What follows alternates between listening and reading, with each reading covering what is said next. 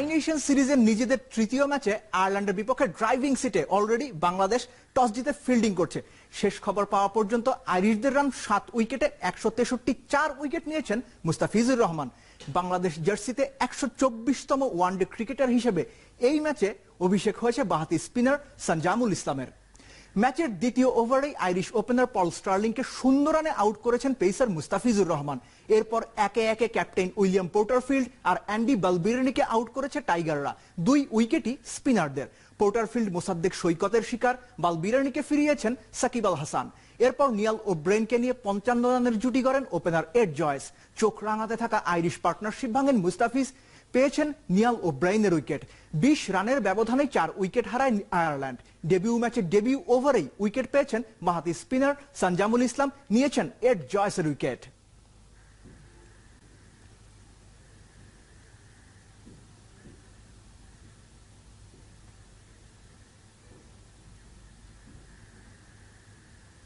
Coach হওয়ার পথে পা বাড়াচ্ছেন বার্সেলোনার সাবেক মিডফিল্ডার জাভি। গেল 2 মৌসুম কাতারের আল সাদ ক্লাবে কাটানো জাভি জানিয়েছেন তার এই ইচ্ছার কথা। কাতারের অনূর্ধ্ব 20 দলের সাথে কাজও শুরু করে দিয়েছেন তিনি। পেপ গার্দিওলার মতোই কাতার থেকে কোচিং এ হাত পাকানোর ইচ্ছা জাভির।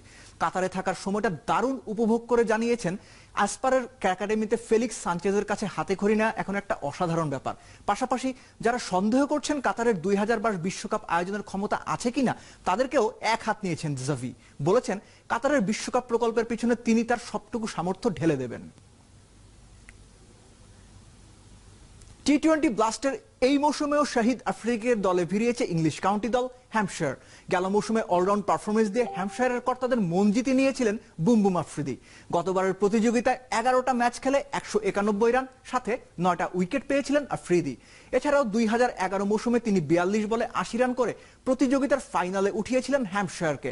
ক্লাবের ক্রিকেট ডিরেক্টর জাইলস হোয়াইট জানিয়েছেন আফ্রিদি হ্যাম্পশায়ারের সঙ্গে একদম মানিয়ে গেছেন। এবছরের ফেব্রুয়ারিতে আন্তর্জাতিক ক্রিকেট থেকে অবসর নেন পাকিস্তানের অলরাউন্ডার শাহিদ আফ্রিদি।